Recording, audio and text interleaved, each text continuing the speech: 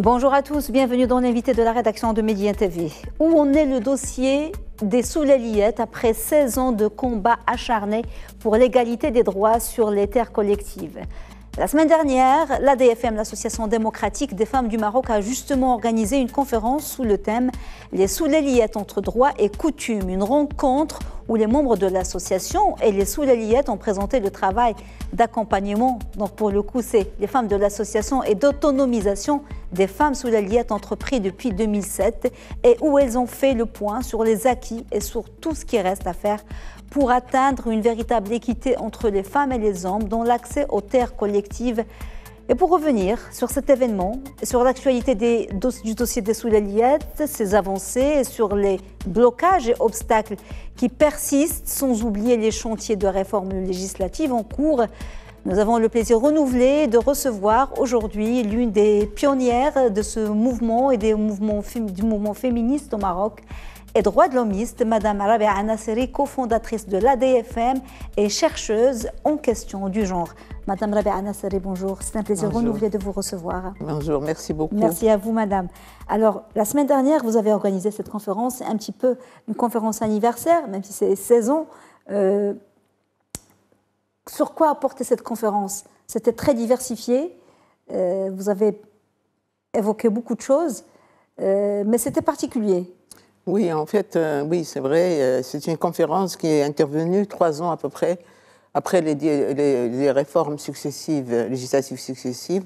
On va y revenir certainement. Oui. Et donc, après 3 ans d'observation et de suivi de la mise en œuvre de comment les choses se passent sur le terrain. Parce qu'il y a la loi et il y a la réalité. Oui. Donc, on a voulu un petit peu faire le point, d'une part.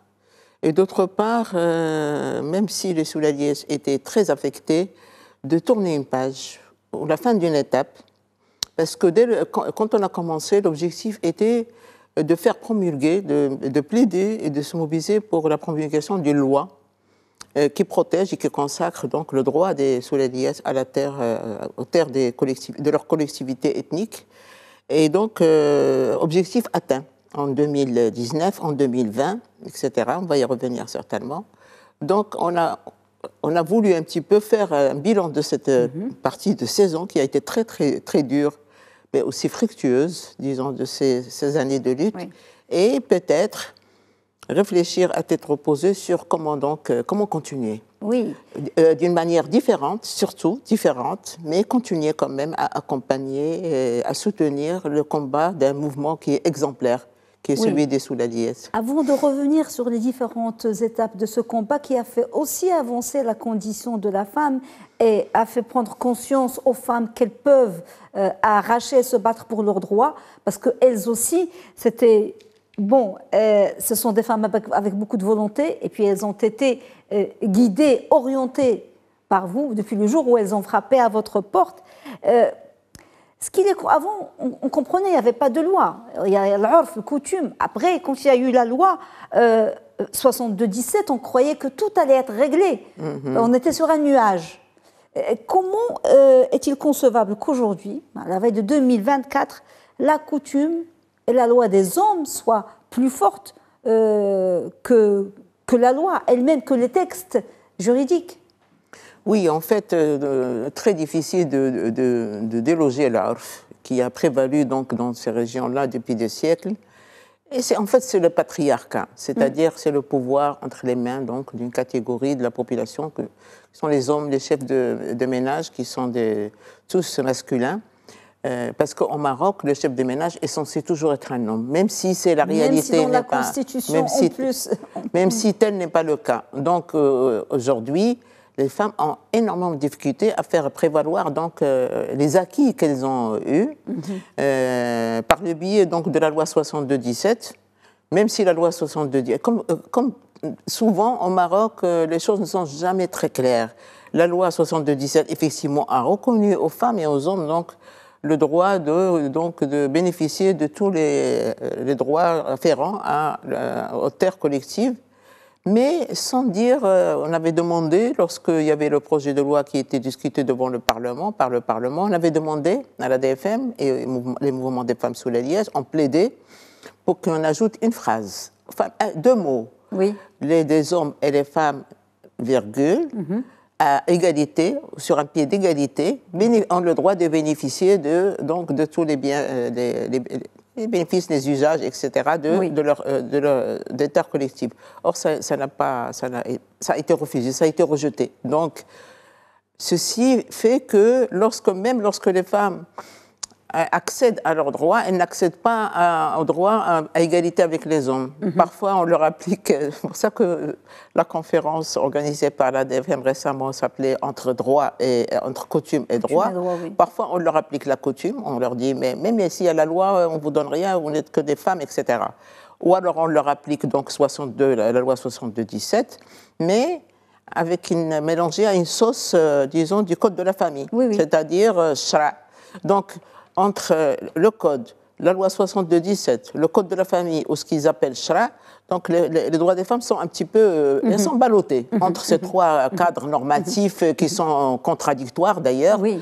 Et donc on leur dit, vous allez avoir dans certaines conditions, vous allez avoir juste la moitié de la part des hommes, parfois même pas la moitié, moins que la moitié. Donc voilà, c'est la situation actuelle des femmes. Et en plus, pendant ces 16 ans, parce qu'elles ont tout subi, l'intimidation, les violences au sein même de leur tribu, et les agressions même physiques, parce que des fois elles avaient peur de passer. Il y a des choses comme ça qui sont... Les gens ne connaissent pas, mais elles sont des milliers et des milliers, parce que les terres collectives au Maroc, c'est 15 millions d'hectares, entre les terres agricoles... C'est 10 millions de personnes dans la... Oui. Et puis ces femmes, même avec la force de la loi, on leur dit, allez, oui, il y a la loi, mais allez vous démerder avec votre frère ou avec votre père ou avec les responsables locaux. Est-ce qu'on peut dire qu'elles n'ont pas été assez soutenues par les autorités locales? Tout à fait. C'est-à-dire que même à partir du moment où elles ont une décision du conseil de tutelle, c'est-à-dire du ministère de l'Intérieur, comme quoi elles ont accès, par exemple, à un droit quelconque, un droit d'usage ou un droit à la terre. La terre, c'est beaucoup plus rare. Même avec une décision du conseil de tutelle du ministère de l'Intérieur, dans la majorité des cas, l'autorité locale, Qaïd, Bacha, refuse de les accompagner avec les forces auxiliaires ou la gendarmerie ou je sais pas, pour qu'elles puissent accéder à ce droit. On leur dit, non, vous avez le droit. Allez. Alors qu'on le fait dans le cas de construction anarchique, quand il faut démolir ou quand il faut... Absolument. C'est ça, moi, que je n'arrive pas à comprendre. C'est un petit peu les laisser livrer à elles-mêmes, et c'est un peu être complice. Oui. Alors qu'ils ont quand même, les autorités locales, quand il n'y a pas de tribunal, ils jouent le rôle de la justice sur place. Ils peuvent donc aller faire un constat, demander... Et on avait un cas d'une femme dans la région d'Azoro, une vieille dame, Shelha, qui ne parle pas arabe, adorable, habillée tout en blanc et tout ça, elle était heureuse parce qu'elle a eu accès à une parcelle de la terre. Pas comme propriété privée, mais pour l'usufruit. Comme usufruit, droit d'usage. Et donc, avec ce papier, elle a voulu aller sur sa parcelle. Les membres de sa famille l'ont accueillie avec des pierres. Vieille, âgée. Donc, elle est revenue, elle n'a pas pu, elle est partie voir le Qaïd, rien à faire. Lorsque nous sommes partis en tant qu'ADFM à Zoro, on a vu le gouverneur. Le gouverneur, quelque part, était un petit peu ému par cette femme. Je crois qu'il a dû lui rappeler sa mère ou sa grand-mère. Donc, tout de suite, il a appelé le Qaïd. Et bien, le lendemain, le Qaïd est sorti avec elle. Donc, c'est comme ça que les choses se passent. C'est comme ça, c'est très, très difficile d'abord d'accéder à un droit d'usage ou un droit à la terre, ce qui est très rare, le droit à la terre. Mais même quand elles y accèdent, quand elles ont une décision du conseil de tutelle, elles n'arrivent pas à accéder réellement à profiter de leur parcelle d'une manière effective. On va un petit peu revenir en arrière et voir, Madame Rabia Nasseri, ce qui a été fait depuis ces 16 ans, depuis 2007, le jour où vous avez pris en main, parce que vous dites que c'est l'une des plus belles, passionnantes expériences que l'ADFM... Que moi, l'ADFM et moi personnellement aussi, j'ai vécu. Vécu. Le premier jour où... Est-ce que c'est Rqia Bellout qui est venu la première? Oui, c'est Rqia Bellout de Jemaat al-Hadada, à côté de Qnetra, à côté de Mehdia, qui est venu frapper à votre porte. Il faut découvrir le dossier. Par quoi vous avez commencé? Parce qu'au début, il fallait d'abord comprendre ce que c'est. En fait, on était absolument surprises. parce qu'au Maroc, on n'a pas l'habitude le mouvement des droits des femmes n'a pas l'habitude d'aborder de manière traditionnelle la question du droit à la terre. On avait d'autres chats, comme on dit, à fouetter, et donc on était très surprise par l'ampleur des violences et des discriminations dont sont victimes ces femmes. Mais d'abord, il fallait apprendre, comprendre, parce que dans notre association, on ne fait rien sans comprendre. C'était un apprentissage pour nous. Il a fallu qu'on revienne au texte, qu'on comprenne, des nuits de travail pour savoir ce que c'est cette terre collective, comment ils sont régis, comment... Et Rqiya, Mennana et d'autres femmes nous ont beaucoup appris. On a beaucoup profité de leur savoir à ce niveau-là. Donc à partir de là, le premier pas, on a été voir le ministère, le gouverneur des Affaires rurales, au ministère de l'Intérieur à Rabat, qui était quelqu'un de très ouvert. On a d'ailleurs le dialogue avec le ministère de l'Intérieur au niveau central, au niveau de Rabat, pratiquement a été très, très fécond. C'est-à-dire on a continué à discuter, à dialoguer. On a été le voir et il a reconnu. Il nous a dit, oui, je suis d'accord, c'est une situation qui est anormale. Il avait reconnu, il a dit, mais bon, c'est très difficile. C'est l'un des dossiers les plus difficiles pour le ministère de l'Intérieur, parce qu'il s'agit de la terre, du foncier, des enjeux économiques considérables, sécuritaires, parce que bon, c'est des populations qu'il faut garder sur place, etc., etc. Et donc, c'est comme ça qu'on a commencé. Donc, après, on a essayé d'aller en justice, la première action en justice. Et c'est très intéressant pour mesurer le chemin parcouru, de partir de l'action en justice en 2009 à l'action en justice de 2022. Oui, on va en parler. On est parti devant le tribunal administratif parce qu'il s'agit donc du ministère de l'Intérieur. Et donc, le tribunal a refusé même de considérer la requête sur le fond, parce qu'il a dit qu'il y a un vice de forme, puisque ces femmes devaient établir la preuve de leur appartenance au Soulala, aux collectivités ethniques. Or, elles sont venues pour que le tribunal leur reconnaisse donc cette identité, puisque leur père, leurs frères, leurs oncles paternels, etc., sont tous sous la ligne. Et donc sont enregistrés sur la liste.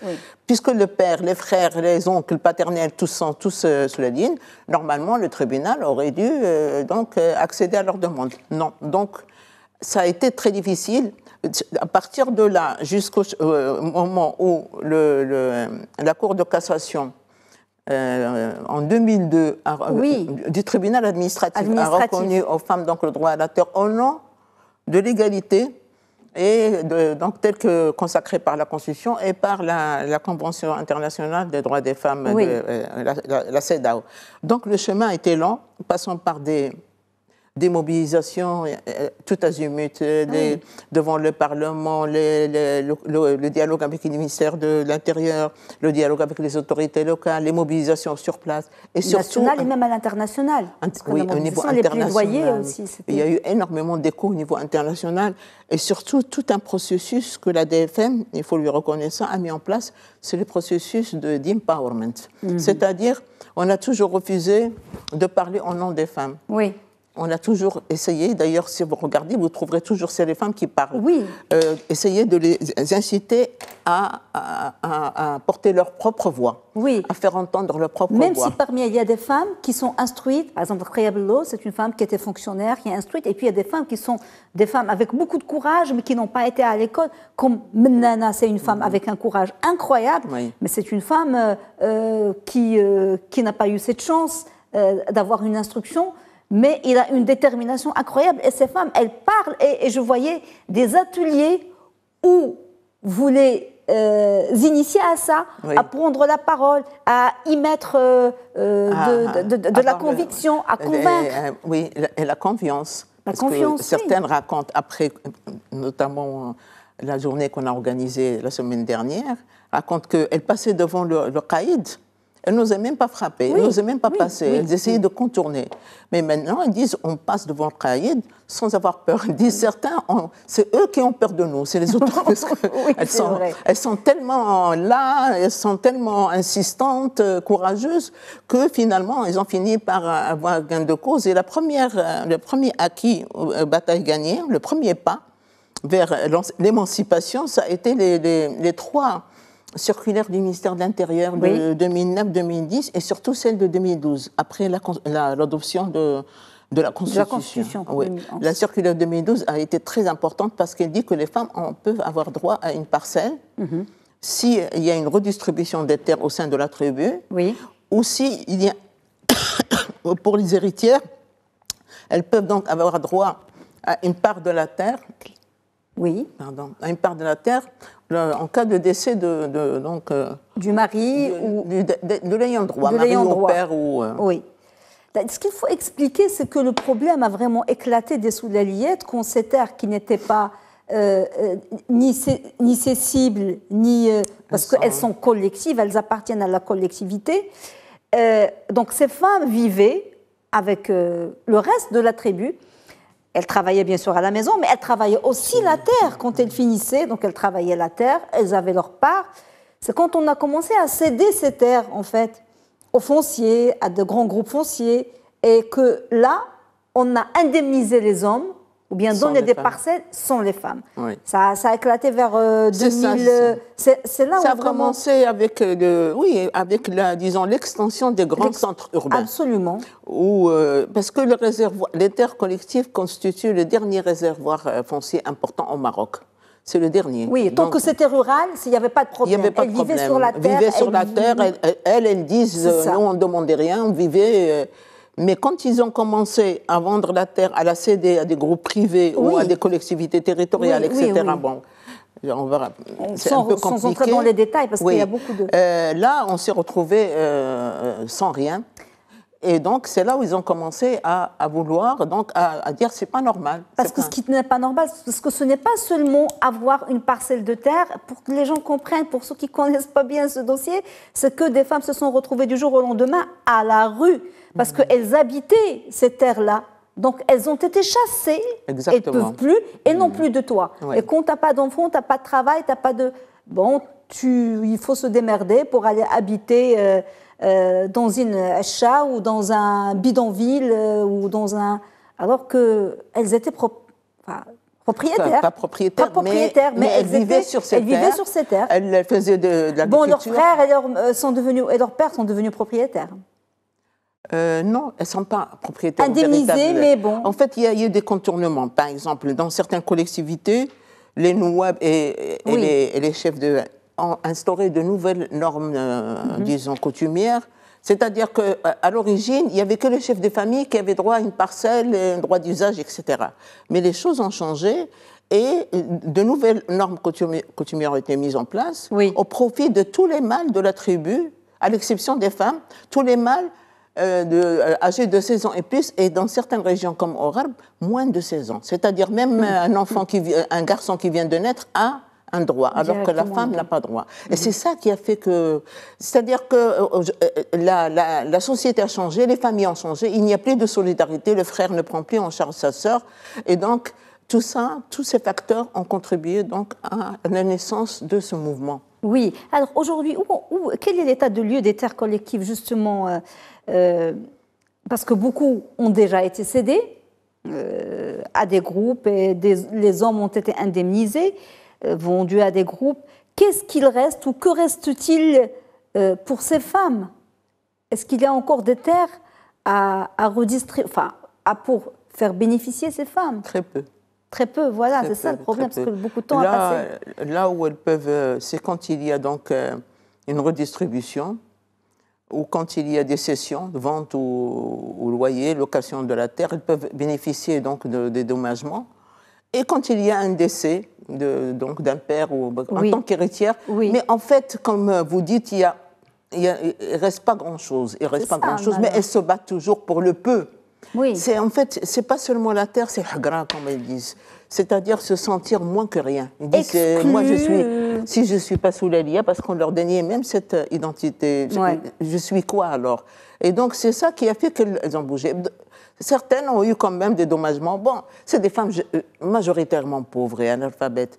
Donc, elles se contentent de peu. Or, ce peu, il n'y avait même pas. Oui. Il n'y avait pas droit. Ces femmes, Allez-y, Madame Nasseri. Oui, mais maintenant, il y a un nouveau processus, peut-être on va y revenir, c'est ce qu'on appelle la melkisation des terres. Donc, avec la loi 62-17 qui prévoit donc d'ouverture de cette terre à la privatisation, à la melkisation. Et là, on voit encore comment les femmes vont être, une fois encore, de nouveau, disons, écartées donc, de la propriété réelle des terres. Alors, ce combat des Soulaliettes c'était pas seulement le combat des Soulaliettes. Il a beaucoup fait avancer aussi les mentalités, parce qu'il y avait un éclatement social et économique.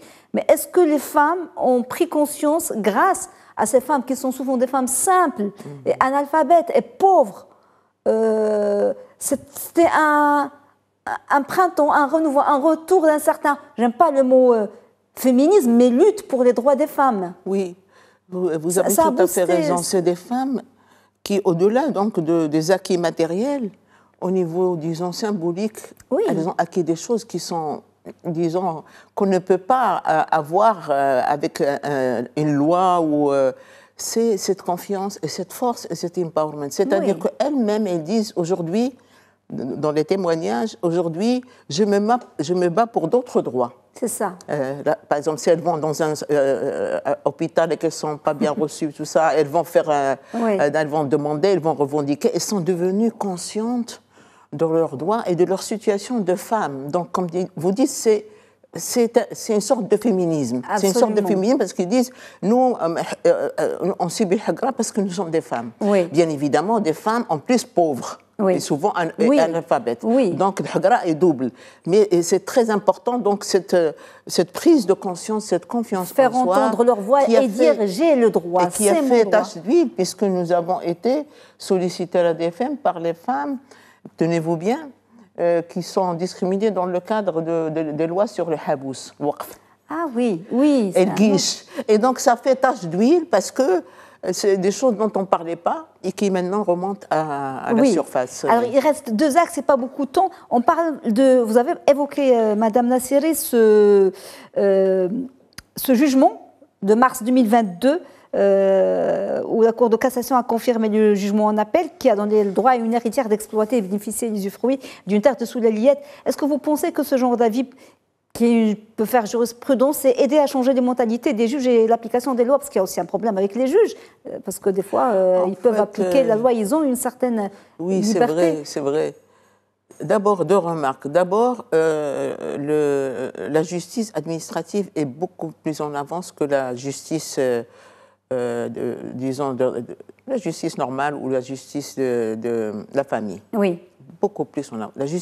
La Cour de cassation, la Chambre civile ou la Chambre de droit de la famille à la Cour de cassation est absolument en retrait par rapport à tout, y compris par rapport à la Constitution, par rapport au Code de la famille. Parfois, il y a des avis qui sont...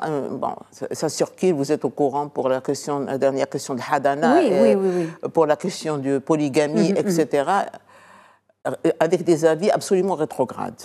Alors que la justice administrative est beaucoup plus en avance. Et donc, on a souvent... dernièrement, donc des arrêtés ou des avis qui sont, des jugements qui sont favorables.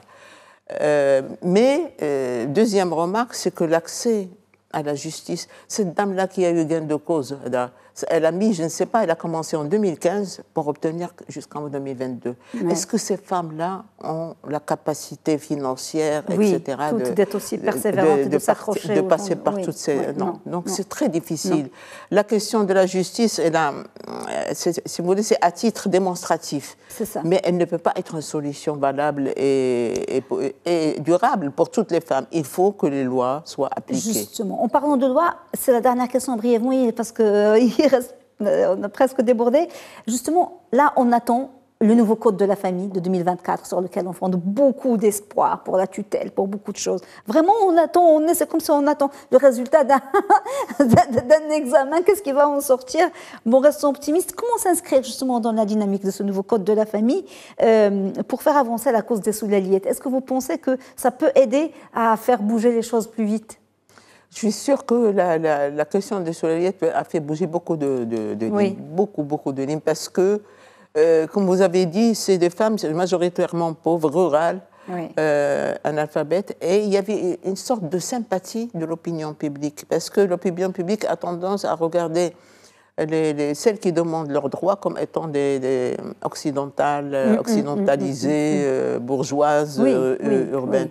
Se retrouver avec des femmes comme ça, avec un discours parfois très radical, très radical, donc ça a été quelque chose qui a été vraiment... qui a fait date, quoi. Donc, je pense que ce mouvement a permis de faire bouger beaucoup de choses et a permis à des femmes au début, on était dans 2 ou 3 régions. Aujourd'hui, la question... Même le sud.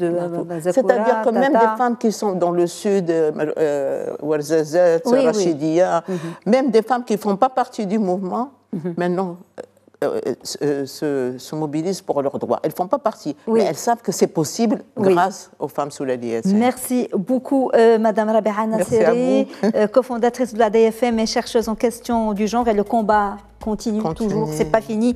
Madame, monsieur, merci beaucoup de nous avoir suivis. Bon suite des programmes sur Média TV. Très belle soirée.